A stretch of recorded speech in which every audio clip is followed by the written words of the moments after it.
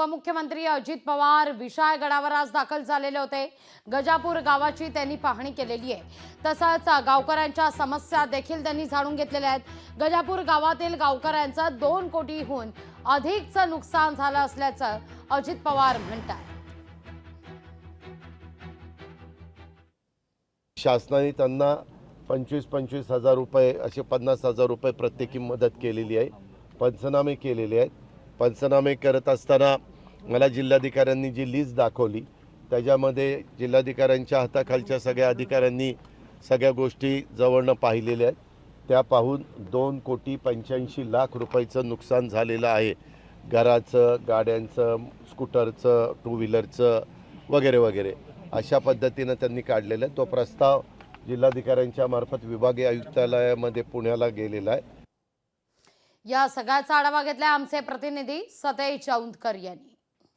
कोल्हापूरच्या विशाळगड परिसरात अजितदादा दाखल झालेले आहेत। ते आता माझ्या मागे आहेत आणि या ठिकाणी आपल्याला पाहतोय आपण या ठिकाणी जी घरं या ठिकाणी नुकसान झालं होतं घरांचं, त्या ठिकाणी खरं तर अजितदादा आहेत ते या ठिकाणी दिसून येत आहेत। विशाळगडच्या पायथ्याशी गजापूर भाग आहे आणि गजापूरमध्ये अजितदादा आहे ते नुकसानग्रस्त भागाची पाहणी करताना आपल्याला दिसून येत आहेत। अजितदादा नेमक्या काय सूचना करतायत? या ठिकाणी प्रशासनाचे सगळे अधिकारी देखील या ठिकाणी दाखल झालेले आहेत। या घराच्या परिसरात खूप मोठं नुकसान झालं होतं। 14 तारखेला विशाळगड चलोची हाक जी आहे ती संभाजीराजेंनी दिली होती आणि या हाकेच्या दरम्यान खूप मोठा विध्वंस आहे तो झालेला होता। खूप मोठ्या प्रमाणावरती घरांची पडझड आणि गाड्यांची तोडफोड आहे ती झाली होती आणि या सगळ्या नागरिकांची विचारपूस करत या ठिकाणी अजितदादा आहेत त्या प्रत्येक घराची पाहणी करताना आपल्याला दिसून येत आहेत।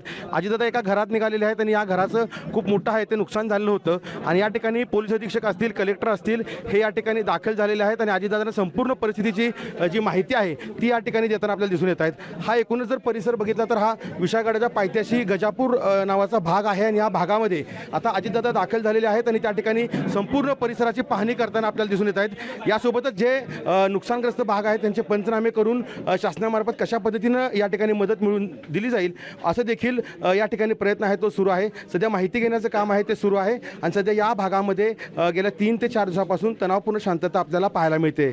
सतेज औंधकर, लोकशाही मराठी, गजापूर, कोल्हापूर। लोकशाही मराठी ऐका, पहा, जागरूक रहा।